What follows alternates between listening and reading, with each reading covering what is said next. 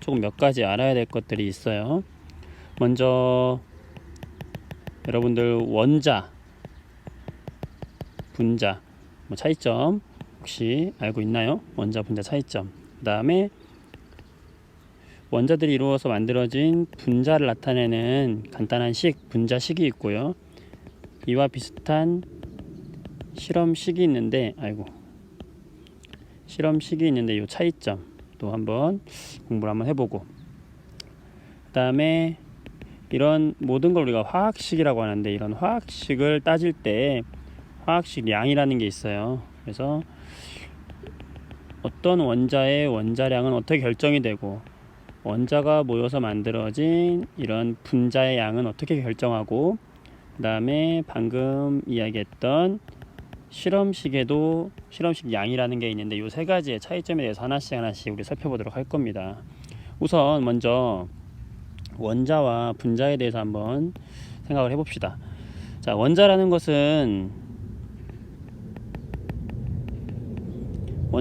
뭐예요? 그냥 간단한 말하면 물질을 이루는 가장 작은 입자예요. 가장 최소 입자예요. 최소 입자. 돌턴이 얘기한 더 이상 쪼개지지 않는 최소 입자. 여기에는 수소 원자가 있을 수도 있고, 산소 원자가 있을 수도 있는 거죠. 이런 걸 원자라고 하고, 분자라는 것은 이런 원자들이 모여서 이루어진 것을 말하는데, 이 물분자인데, 이 분자라는 것은 가장 큰 특징은 성질을 지닌 것 중에서 가장 작은 입자다. 성질을 지닌 것 중에서 가장 작은 입자다. 물 분자라는 것은 H2O를 얘기하는 가장 작은 입자인데, 성질을 지니고 있는, 물의 성질을 지닌 가장 작은 입자는 물 분자라고 하는 거예요. 원자와 분자는 여러분 중학교 때부터 했던 거기 때문에 쉽게 이해할 수 있을 거라 생각하고요. 두 번째, 분자식과 실험식은 어떤 차이가 있느냐. 자, 이런 분자를 우리가 알았어요. 그러면 이 분자를 가지고 식으로 나타낼 수 있는데, 그걸 우리가 분자식이라고 한단 말이야. 분자식에는요, 모든 원자의 종류나 수를 모두 표시해야 됩니다. 예를 들어서 H2 수소죠. 수소는 수소 2개, H2 수소 2개로 이루어졌구나. 이 분자식을 보면 다 알 수 있어요. 자, H2 물이죠.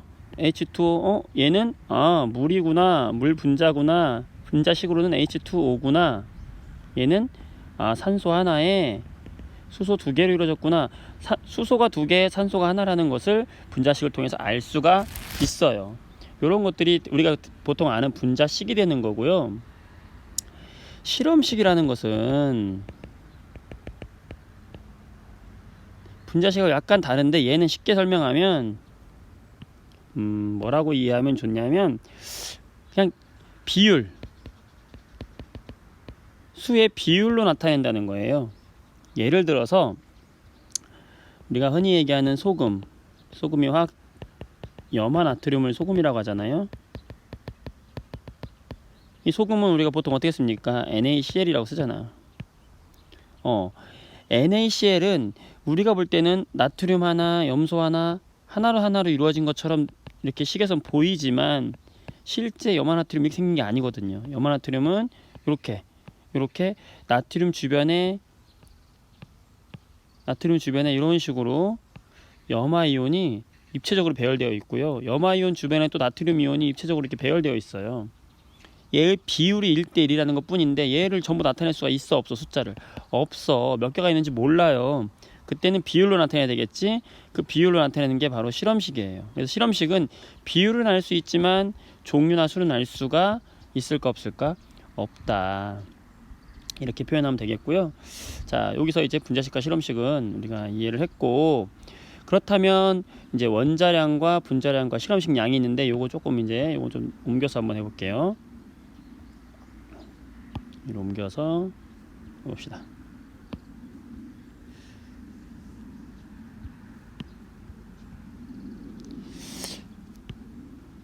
원자량은요, 먼저 원자량은 무엇이냐?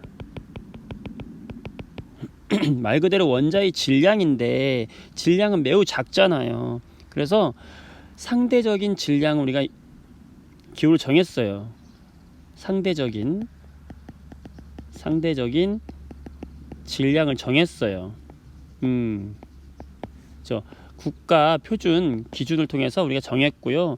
지금은 현재는 탄소의 질량을 12라고 했을 때에 탄소의 질량을 12라고 지금 표현 잘못됐네요. 여기다 해야 되지. 12. 탄소의 질량을 12라고 그냥 기호는 없어요. 탄소의 질량을 12라고 했을 때에 나머지들의 상대적인 질량인데 수소같이 가장 가벼운 녀석의 질량은 탄소에 비해서 12분의 1이에요. 그래서 수소가 1이 되는 거고요. 산소 같은 경우는 우리가 16이 됩니다. 이런 식으로 우리가 상대적으로 정해준 게 바로 원자량이 되는 거고요. 이렇게 표현해 주기도 합니다. 원자량. 이해됐죠? 자, 분자량은 뭘까요?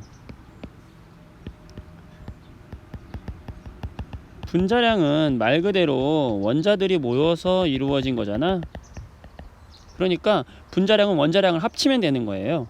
예를 들어서 뭐 해볼까요? 아까 H2O 가장 많이 쓰는 게 H2O 이런 거 한번 해볼까요? 자, H2O의 분자량은요, H가 원자량이 얼마일까요? H가 원자량이 1이고, 그죠? 일자리가 지금 몇 개 있어요? 2개 있고, 그 다음에 산소가 몇이에요? 원자량이 16이죠? 16. 그럼 얼마입니까? 18이죠? 물 분자의 분자량은 얼마다? 18이다. 각각 원자들의 합이다. 이렇게 생각해주면 되겠어요. 간단하죠. 자, O2 산소 분자. 그 분자량 얼마입니까? 산소 하나가 16이니까 이런 원자가 2개 있으니까 16 곱하기 2 산소 분자의 분자량은 얼마? 32가 되겠죠. 자, 이런 식으로 분자량을 하면 되는 거고요. 자, 마지막으로 실험식 양이 있는데 이 실험식 양은 아까 얘기했던 실험식 있죠? 실험식은 뭐였어요? 비율을 나타내는 거였잖아. 걔네들의 양이에요. 예를 들어서 소금 뭐였어요? 염화나트륨 NaCl이었잖아. 얘는 그냥 분자수를 전부 알 수 없잖아요. 그냥 그렇다고 얘가 분자량은 또 아니잖아. 개수는 아니니까. 실험식의 양을 알 수 있는 거니까 나트륨과 염화이온의 원자량을 합해주면 되는 거예요. 나트륨이 23이고요. 염화나트륨이 35.5인데 뭐 이거 외울 필요는 없지만 자주 나오면 이제 몇 개 기본적으로 외울 것들이 있어요. 자, 더하면 얼마입니까? 58.5가 되겠죠. 염화나트륨의 분자량이라고 하지 않고 뭐라고 해야 된다? 실험식 양이라고 해야 돼. 왜? 염화나트륨은 1대1 한 개 한 개로 만들어진 게 아니라 비율이 1대1이라는 거니까 분자 전체의 양은 알 수 없죠. 하지만 실험식, 얘를 이루고 있는 비율, 실험식의 양은 알 수가 있는 거니까 이게 실험식 양이 되는 거예요. 이게 사실은 화학에서 기본이고 이 기본에서 출발해서 우리가 이제 화학 반응식을 꾸밀 수 있게 되는 거죠. 자, 여기까지 한번 복습 한번 해보기 바랍니다.